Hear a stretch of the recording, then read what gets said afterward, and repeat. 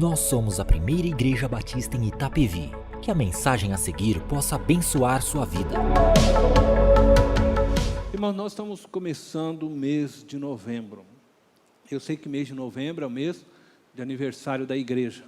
É o mês que nós vamos para o churrasco, chácara, mas é o mês também que recebemos palestrantes, convidados, temos culto especial. Como aniversário da igreja, nós sempre estaremos tratando no mês de novembro da nossa identidade. E por isso que essa vai ser a série temática do nosso mês de novembro.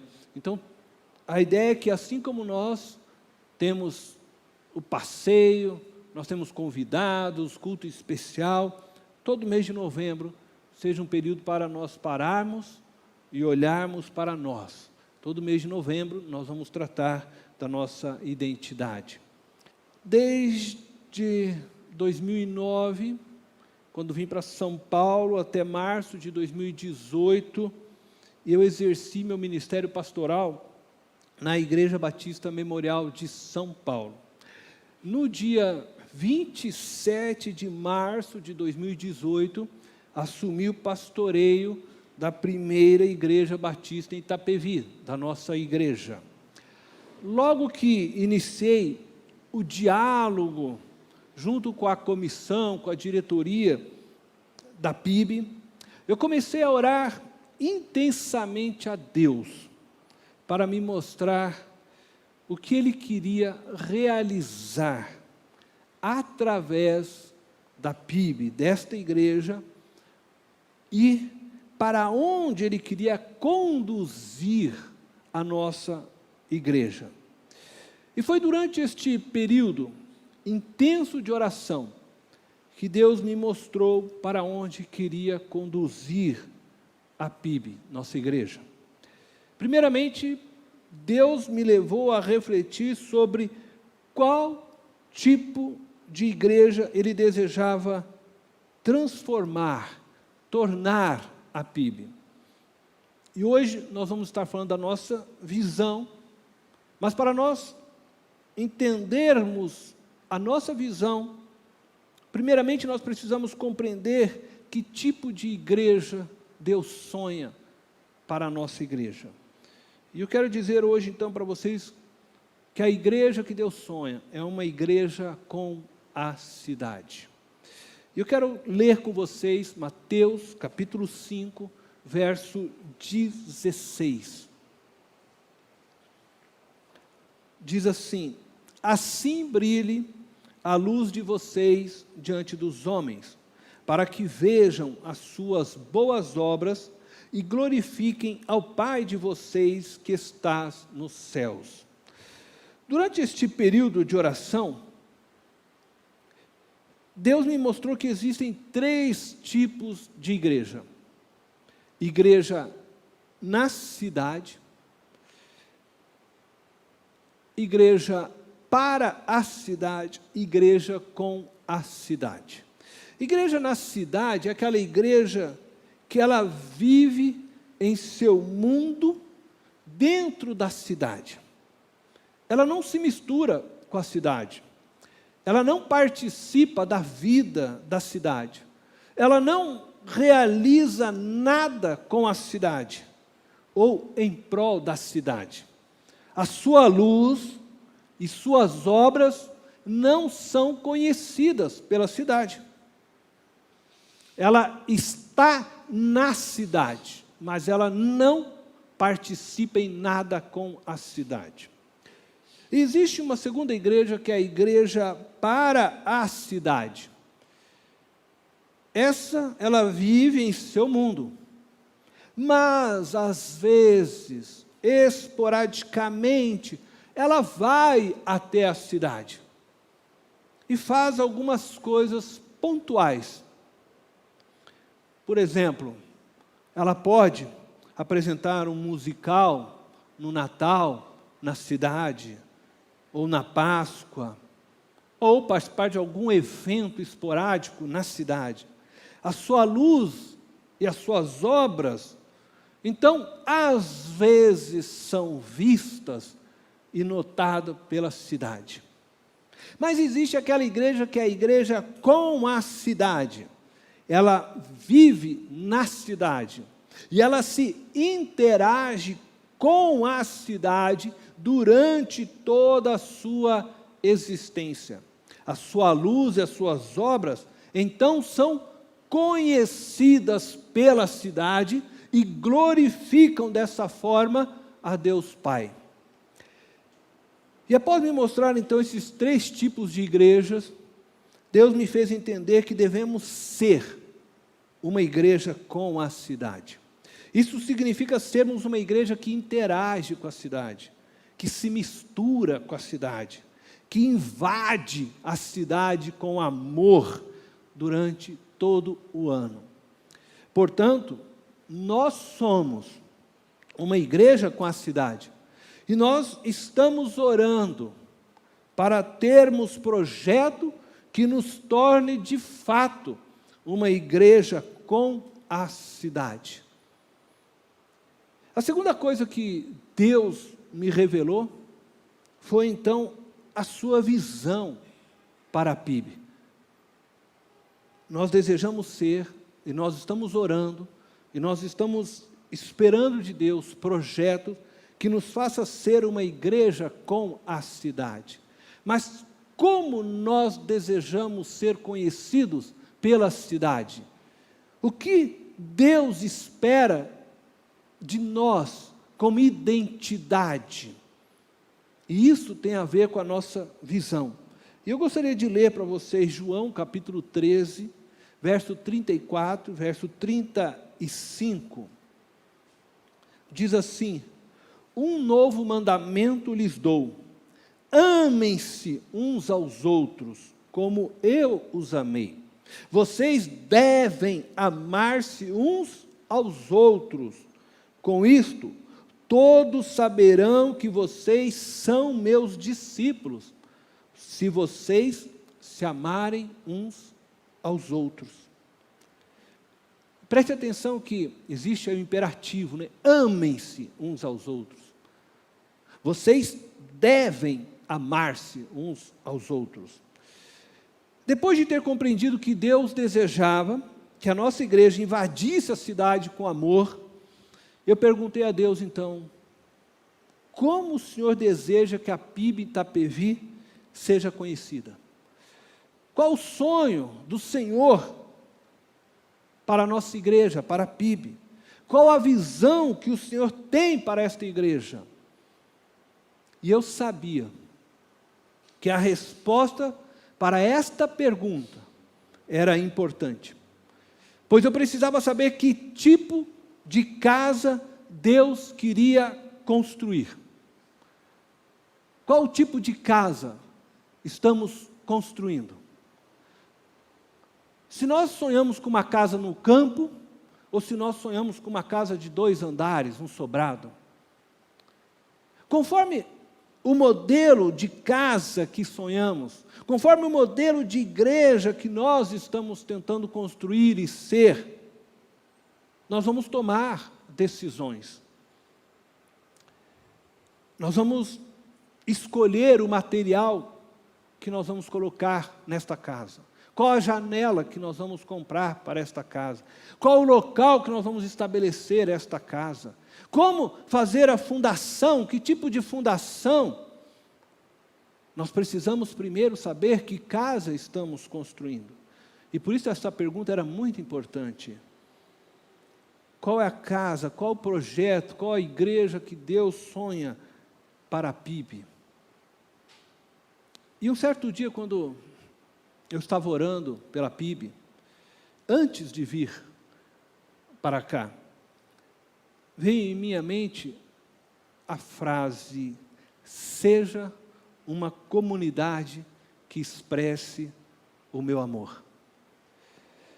E dessa frase surgiu a nossa visão: ser uma comunidade onde cada membro seja uma expressão do amor de Deus onde estiver.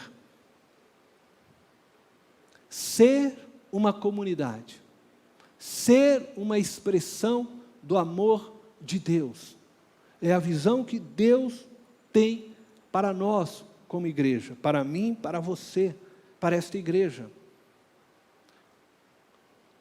O que eu estou apresentando a vocês não foi algo que nasceu do meu coração, ou que surgiu do nada, do acaso. Estava lá olhando as árvores, de repente aquilo veio na minha mente. Não. O que eu estou apresentando aqui a vocês é o que me foi dado após muito tempo de oração. Estas palavras, a visão de Deus para a nossa igreja, foi sendo plantada por Deus ao longo deste período de oração.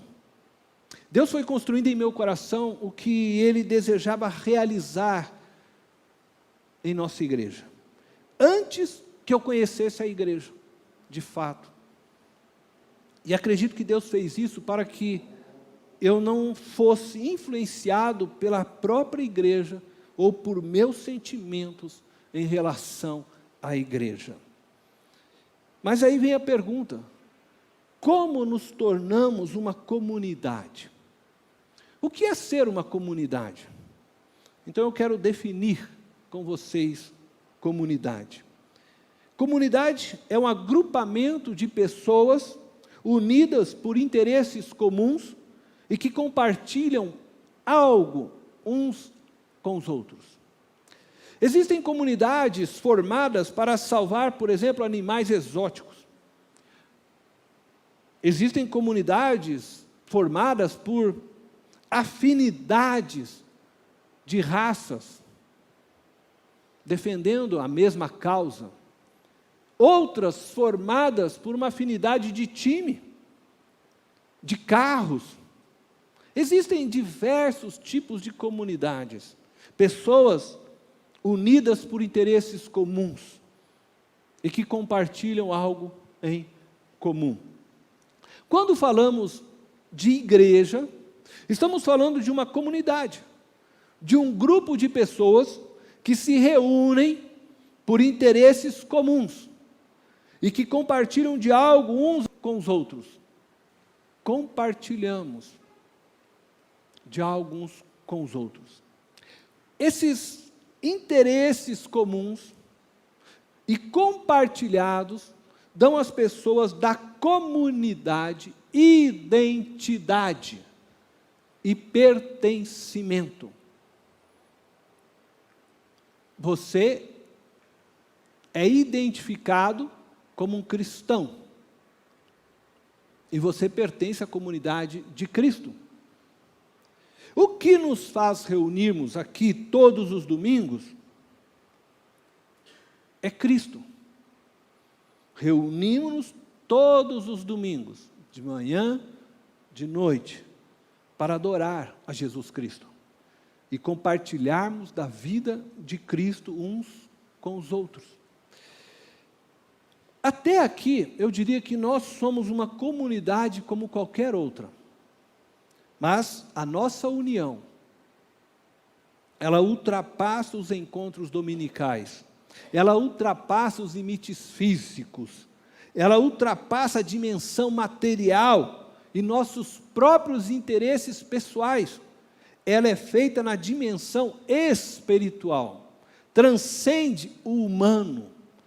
E diante dessa realidade, precisamos então, nesta manhã, definir melhor o que é a comunidade de Cristo. Então, eu quero tentar definir melhor esta comunidade. Romanos capítulo 12, versículo 5, diz assim: assim também em Cristo, nós, que somos muitos, formamos um corpo, e cada membro está ligado a todos os outros. O que nos difere das demais comunidades existentes é que na comunidade cristã somos inseridos no corpo de Cristo pelo poder do Espírito Santo. É Ele quem opera em nós e nos insere nesta comunidade. E ao sermos inseridos no corpo de Cristo, nos tornamos todos um em Cristo Jesus. Nós não só temos algo em comum, por exemplo, missão, visão, ideias, fé, realizações, valores, princípios, tudo isso nos é comum.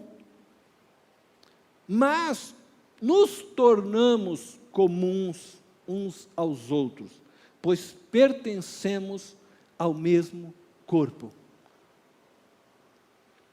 Então nós não só temos algo em comum que nos une, mas nós nos tornamos comuns uns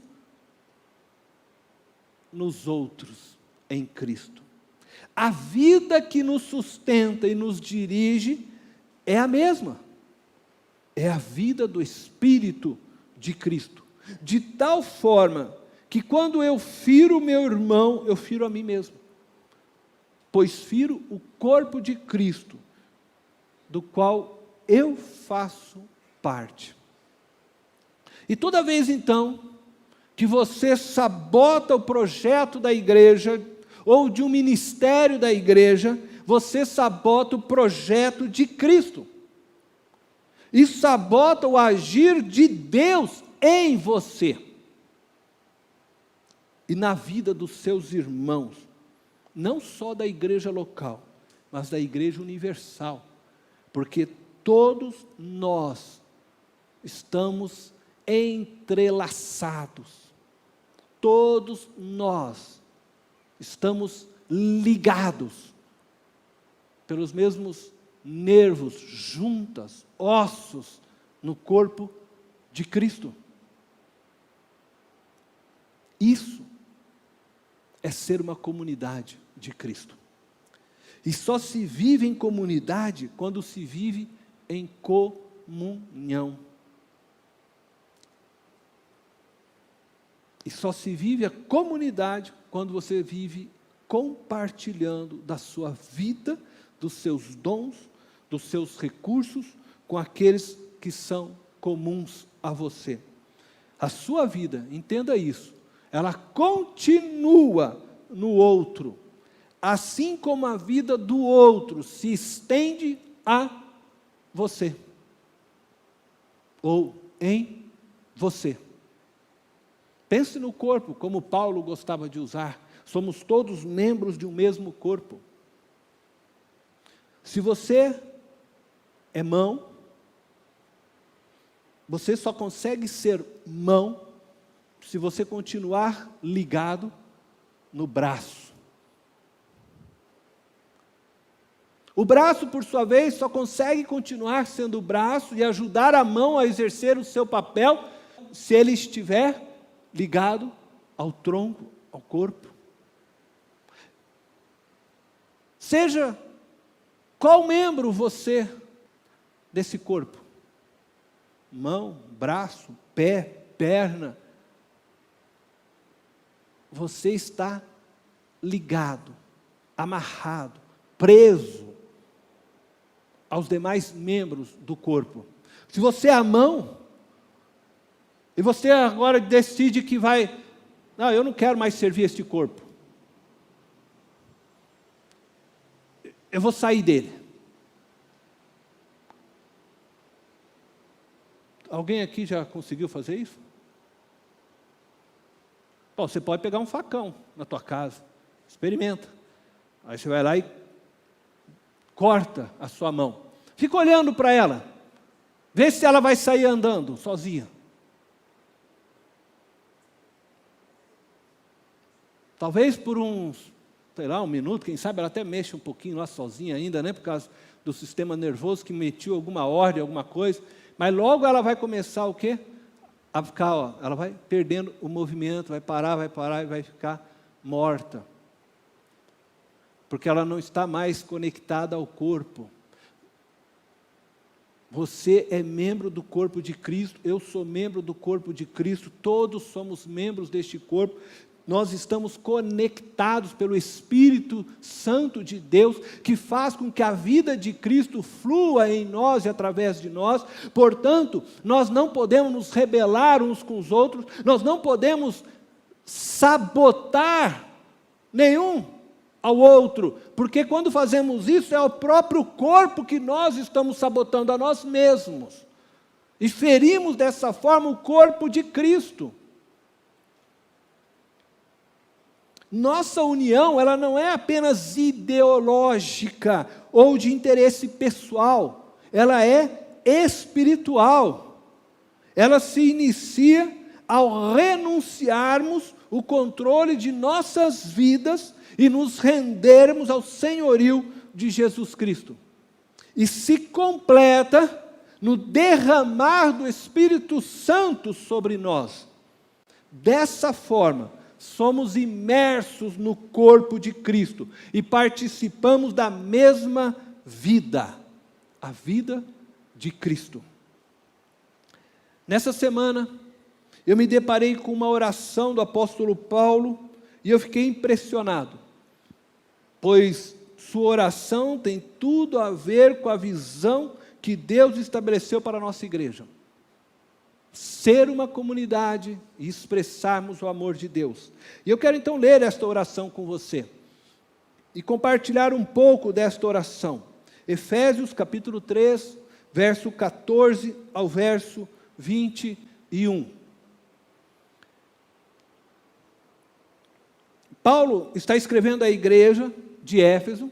Paulo está preso em Roma, escrevendo estas palavras, e Paulo está dizendo para a igreja aquilo que ele ora pela igreja. Então começa o versículo 14 dizendo: por essa razão, ajoelho-me diante do Pai, do qual recebe o nome toda a família, nos céus e na terra. Oro para que, com as suas gloriosas riquezas, Ele os fortaleça no íntimo do seu ser com poder, por meio do seu Espírito, para que Cristo habite em seus corações mediante a fé. E oro para que vocês, arraigados e alicerçados em amor, possam, juntamente com todos os santos, compreender a largura, o comprimento, a altura e a profundidade, e conhecer o amor de Cristo, que excede todo conhecimento, para que vocês sejam cheios de toda a plenitude de Deus. Aquele que é capaz de fazer infinitamente mais do que tudo que pedimos ou pensamos, de acordo com o seu poder que atua em nós. A Ele seja a glória na igreja e em Cristo Jesus, por todas as gerações, para todo o sempre. Amém. Em seu comentário da carta de Paulo aos Efésios, Francis Foulkes, teólogo, afirma que esta é uma oração muito ousada por parte do apóstolo. Paulo faz duas petições nessa oração. E eu quero olhar então essa oração com vocês, porque acredito que ela vai de encontro com a nossa visão. Ser uma comunidade onde cada membro seja uma expressão do amor de Deus onde estiver. Versículo 14 começa dizendo assim: por essa razão, ajoelho-me diante do Pai.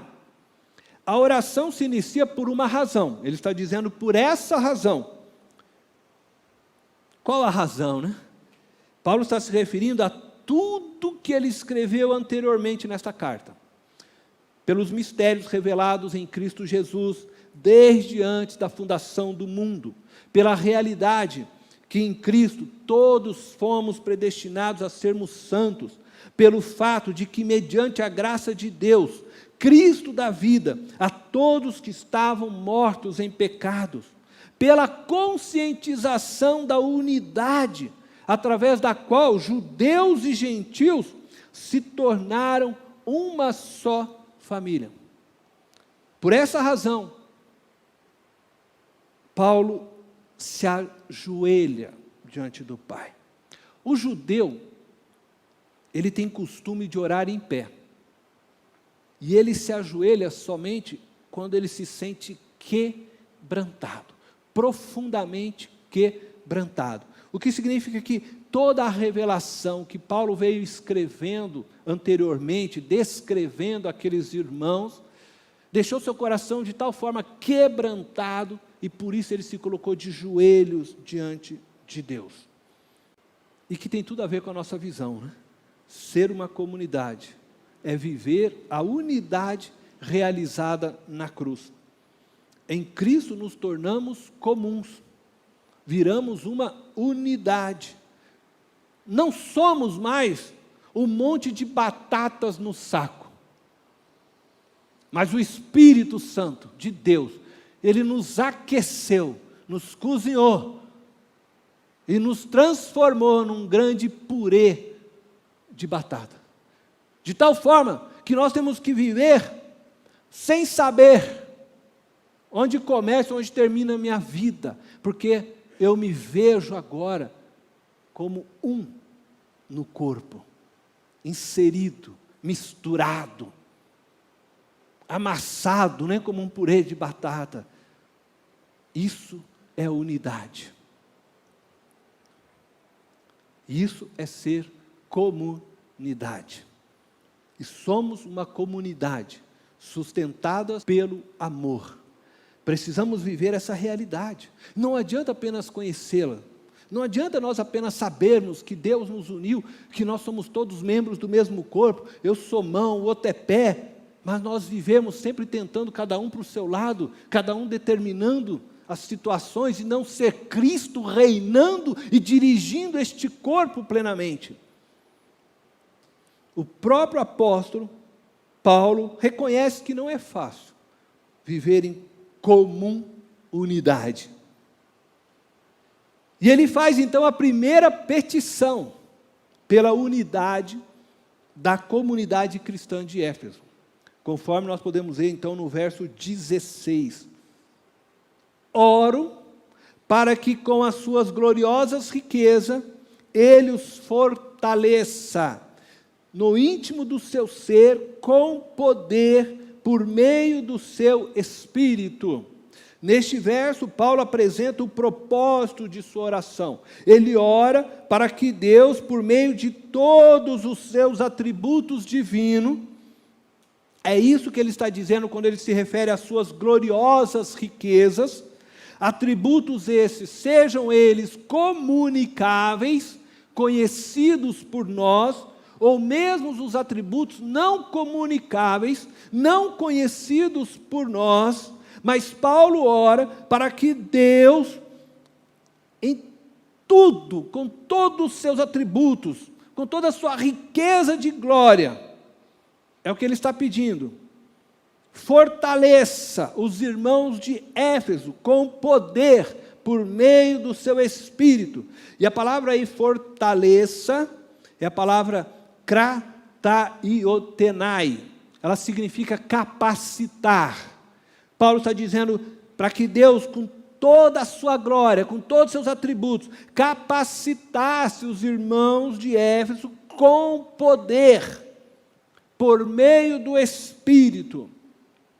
Entenda uma coisa, todo crente precisa de poder, precisa ser capacitado pelo Espírito Santo de Deus, com poder. Não basta sermos regenerados pelo Espírito, precisamos ser revestidos de poder do Espírito Santo para conseguirmos viver comunidade. E eu não estou falando aqui de segunda bênção, não é isso, tá?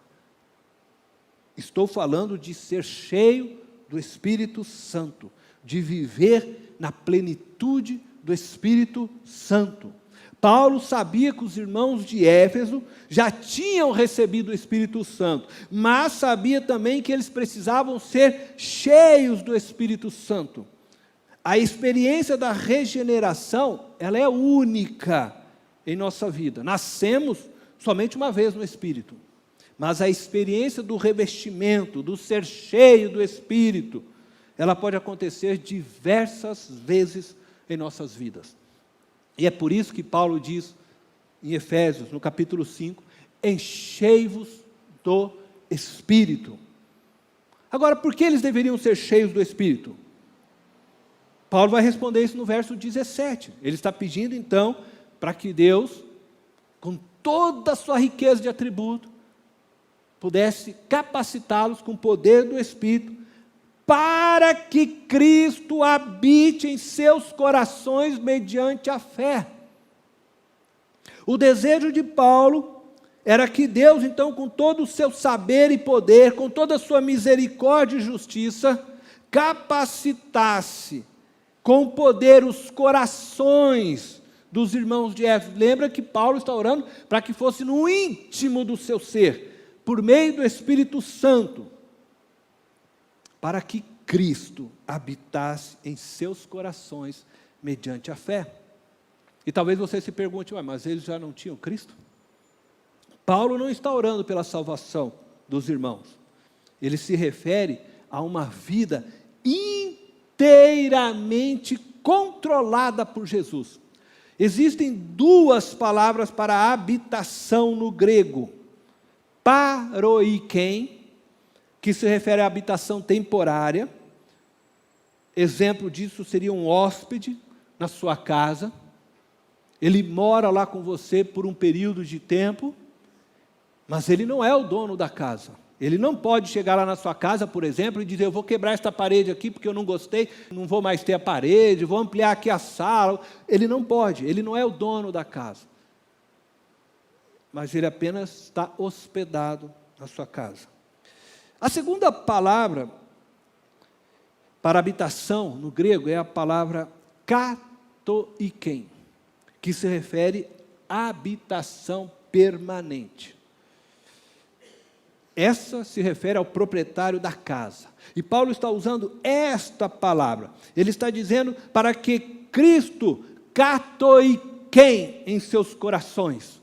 Para que Cristo se torne o dono, o proprietário do seu coração. Ele está orando para que aqueles irmãos de Éfeso dessem a escritura dos corações a Cristo Jesus definitivamente, isto é, inteiramente. Para que dessa forma Cristo pudesse fazer as mudanças necessárias no coração, na vida, no caráter dos irmãos.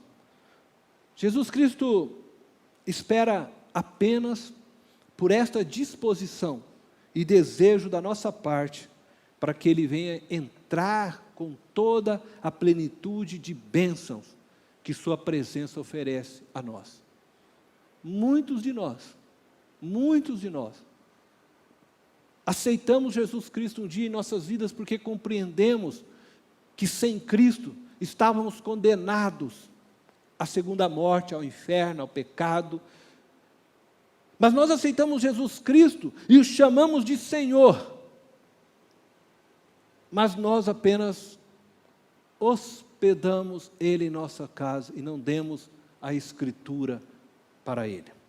Paulo chama esse tipo de crente, ele fala de carnal na Bíblia. E muitos de nós vivemos assim. Senhor, Senhor, Senhor, Senhor, Senhor, Senhor. Mas na hora de tomar as decisões da vida, toma sem consultar e sem realizar a vontade de Cristo Jesus. Nós somente conseguiremos ser uma comunidade se nós entregarmos as Escrituras de nossos corações a Jesus Cristo, para que Ele vire dono de nossos corações. Ele não pode ser apenas um hóspede em nossas vidas. A segunda petição que Paulo levanta se encontra na continuação do verso 17 e vai até o verso 19. Eu oro para que vocês, arraigados e alicerçados em amor, possam, juntamente com todos os santos, compreender a largura, o comprimento, a altura e a profundidade, e conhecer o amor de Cristo que excede todo conhecimento, para que vocês sejam cheios de toda a plenitude de Deus. Eu acho essa segunda petição muito profunda. Na verdade, ela não é uma segunda petição.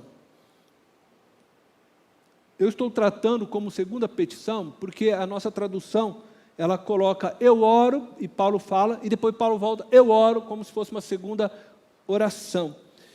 Mas, de fato, se nós fôssemos olhar a tradução, né, original, ele está dizendo assim, após ele ter clamado para que Cristo habitasse nesses corações, ele fala, na verdade, para que vocês, ou poderia ser, conforme algumas traduções, a fim de que vocês.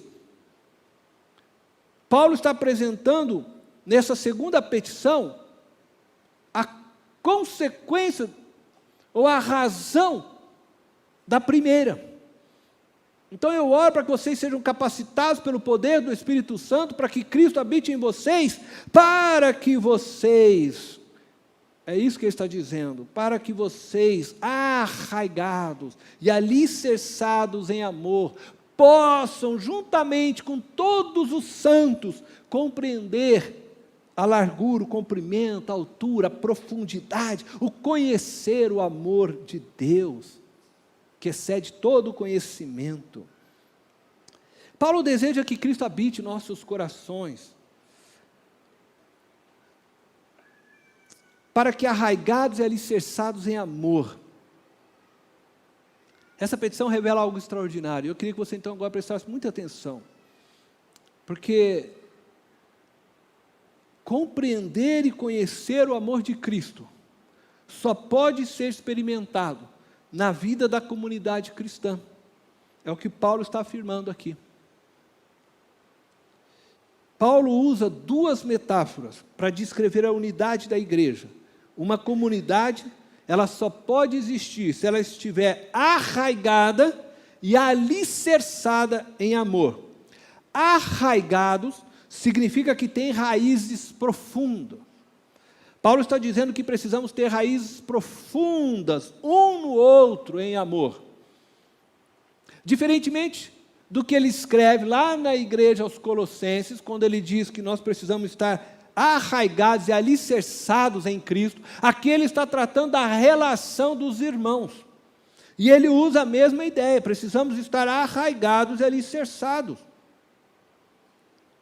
Eu preciso estar enraizado, arraigado em você, e você enraizado, arraigados em mim. De forma que nós não podemos ser separados, que as nossas vidas se tornem uma só vida. Através de você sou alimentado e você é alimentado através de mim. Porque a raiz ela tem essa ideia. Alicerçado significa que tem sustentação segura, sólida. Paulo está dizendo que precisamos oferecer uma sustentação segura uns aos outros em amor. O amor precisa ser praticado, dando a cada um de nós, então, segurança nessa relação no corpo de Cristo. É a prática do amor que mantém essa relação segura, sólida. O que Paulo está dizendo, através do seu pedido de oração, é que o amor precisa ser vivenciado por nós com profundidade de uma forma prática. Assim como uma árvore se mantém firme devido à profundidade de suas raízes no solo, e assim como um edifício se mantém firme por causa de seu bom alicerce, assim deve ser o amor na vida da comunidade. Se vivermos enraizados e alicerçados uns nos outros em amor, Paulo afirma que compreenderemos com o nosso intelecto e que conheceremos por experiência o amor de Cristo, que excede todo o conhecimento. E dessa forma seremos cheios de toda a plenitude de Deus. Podemos então concluir duas verdades desta oração. A primeira verdade, Paulo está dizendo que só seremos cheios de toda a plenitude de Deus quando vivermos enraizados e alicerçados em amor. Portanto, somente quando nos tornarmos uma comunidade que expressa o amor de Cristo, seremos cheios da plenitude de Deus. De outra forma, não. Segunda verdade, Nunca poderemos compreender a largura, o comprimento, a altura e a profundidade do amor de Cristo e nem experimentar o amor de Cristo, se não nos tornarmos uma comunidade. Você pode experimentar um pouco do amor de Cristo sozinho, mas você só vai experimentar a largura, o comprimento, a altura e a profundidade deste amor dentro da comunidade. Quero concluir dizendo que quando Deus terminou de construir essa visão para a nossa igreja, eu não tinha claro o que isso significaria para nós. E hoje eu sei que Deus espera que eu e você possamos viver o Evangelho de forma plena, que possamos verdadeiramente entregar as Escrituras dos nossos corações a Jesus e clamarmos para que sejamos cheios do Espírito Santo de Deus, pois somente pelo poder do Espírito conseguiremos viver enraizados e alicerçados uns nos outros em amor. O desafio de Deus para nós é que sejamos uma comunidade que expresse o seu amor em todo o lugar, em todo local que colocarmos as plantas dos nossos pés. E eu espero que você ore como Paulo orou e que no poder do Espírito Santo você dê passos para se enraizar e se deixar ser enraizado em amor. Que você construa alicerces e encontre alicerces para se sustentar no momento da sua dor, da dúvida, do desespero, assim também no momento da vitória, da alegria, da felicidade, permitindo que Deus se manifeste por meio de você e que a grandeza e o amor de Cristo então possa ser conhecido por todos da comunidade e todos viverem plenos e cheios de Deus. Esta foi mais uma mensagem especial da Primeira Igreja Batista em Itapevi. Que Deus te abençoe.